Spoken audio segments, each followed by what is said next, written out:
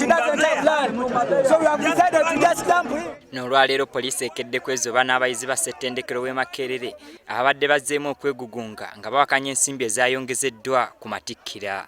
Abayizi basoose ku kizimbe ekikulu ekimanyiddwa nga main building nga baagala okulaba abakulira ettendekero lyabwe, wabula poliisi n'ebalemesa era ne baddukira ebweru.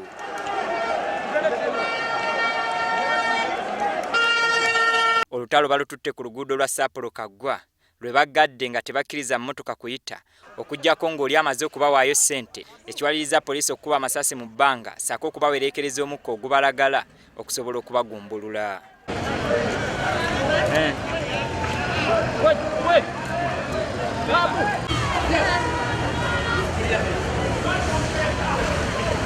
Mu kavuŋŋano kano waliwo abayizi abafunye ebisago ne baddusibwa mu ddwaliro.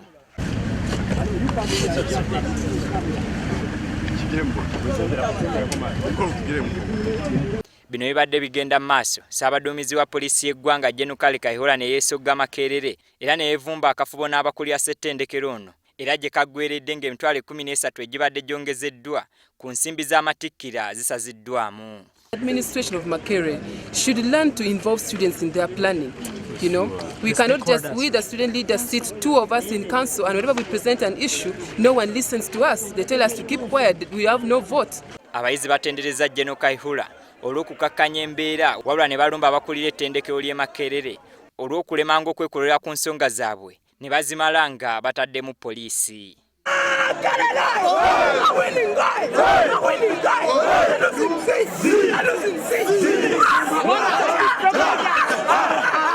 We are so grateful to the IGP who really came in immediately to handle the situation, and you know he reminded the Vice Chancellor that His Excellency Yoweri Museveni Kaguta already made a statement that they should suspend any increment in Makerere University because it doesn't want parents to be suppressed. Why is it that issues at Makerere are always complicated to the extent that they bring the state to interfere within the academic affairs of the students here? So for that case, I think the management from Dumba up to down is somehow. Bukyamwaka guno gutandika abayizi mu ttendekero ly'e Makerere beekalakaasizza enfunda eziwera nga n'olumu beekalakaasizza mmere okwongeza ebisale by'essomero ssaako ne zinno ezibadde ez'amatikkira. Bakooye Sserunyiigo, WBS TV, Makerere.